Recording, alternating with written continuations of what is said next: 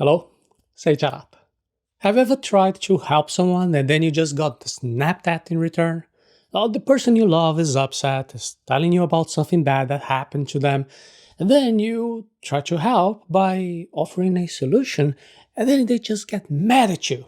Well, to avoid suffering from this, there are many basic concepts from positive psychology that you can use to improve your communication. Learn how to listen. And finally, genuinely help those who come to you with a problem. So today we'll explain the minimum that you need to understand about one of the most important of all these basic concepts, the concept of validation. Validation. That is an idea that can make a huge difference in your relationships. And when it comes to offering help and support, it is not just about how effective your strategy is. In fact, you could offer the perfect solution and it could still be totally useless if you ignore the importance of validation. Effective communication isn't just about the quality of your ideas, but also how you approach this situation and the person you're trying to help. If you want to be truly helpful and have a positive impact on your relationships, it is important to prioritize validation and understanding before offering solutions or help. So, when someone else is talking to you, listen carefully. Show genuine interest and empathy. Repeat or summarize the other person's perspective to demonstrate your understanding. In this way, you can create a strong connection and build trust. And this makes your guidance and support welcome and effective instead of coming across as arrogant or condescending. Remember that everyone has their own experiences and perspectives. It is very important to acknowledge and respect that before trying to offer solutions or help. We can mess up even when we just want to help. I know you're doing your best to support those you love. You want to help them to overcome their challenges and difficulties. But sometimes, when we're trying to be helpful, we might end up making things worse. Have you ever noticed that when people share a problem with you and then you try to offer solutions or advice, they sometimes get angry, they accuse you of not really listening? In a happiness training, which you can visit at arata.se/happiness, we'll have a series of interactive activities that will help you to know yourself better and also how to use psychology to understand how other people behave. And here's an important thing to remember. When someone is sharing a problem with you, they're generally looking for validation and understanding first. At that moment, they're probably not in the emotional state of wanting a solution, at least not in this initial shock state. They just want to be heard, comforted. They want to feel like someone else is caring for their feelings. And that's where active listening comes in. Active listening is about paying attention, full attention to what the other person is saying without interrupting or formulating a response in your head. It is about showing genuine interest and empathy and repeating or summarizing their perspective to show that you understand. Now, I know you might be thinking, oh, no. In my case, I really listen. I'm just trying to help. And that's great. You're really trying to help. Yeah. Soon, when we talk about advanced validation, you realize that it's not a good idea to listen while your mind is already thinking what to say next. Sometimes we are too focused on finding a solution to help the other person, but we may end up not really hearing what the other person is saying, or we can give the impression that we're not really listening. It is not enough to just listen. You also need to prove that you've listened. So give this a go.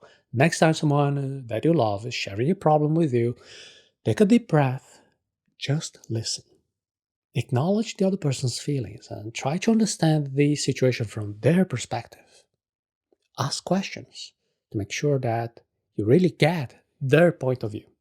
And if you're not really sure that you understood, don't be afraid to ask. Say, hey, can you help me to understand better what you've just said? So this and this happened, and that's why you're feeling like this? All of this proves that you're listening, that you have genuine interest, that you're using empathy in that conversation. I know it might feel a little bit weird at first if you're not used to doing that, but this simple change The very way you listen can make a huge difference in your relationships. And who knows, by practicing active listening and showing that you truly care about their feelings, later on, they might be more open to your advice, to your support in the long run. Don't just listen to what is said.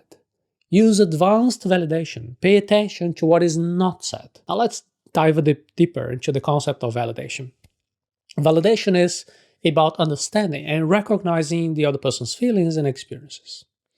It is about showing genuine interest and empathy and trying to see things from their point of view. But there is another level of validation that goes beyond acknowledging what someone has just said out loud. It is about reading between the lines, to so speak, and understanding the thoughts and emotions that the other person has not expressed.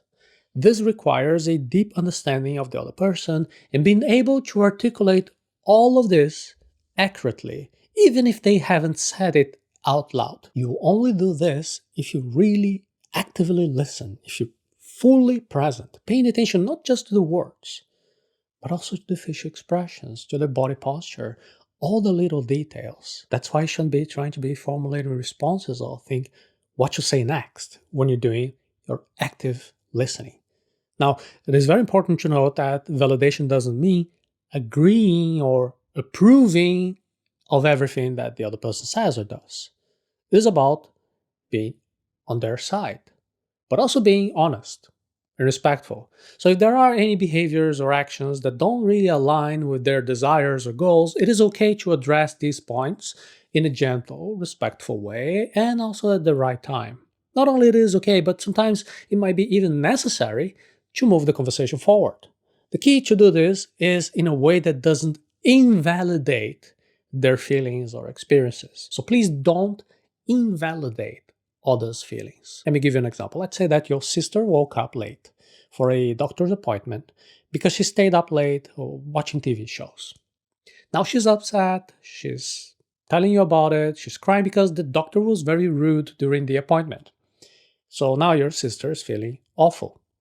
The wrong way to handle this would be to completely ignore the fact that she woke up late.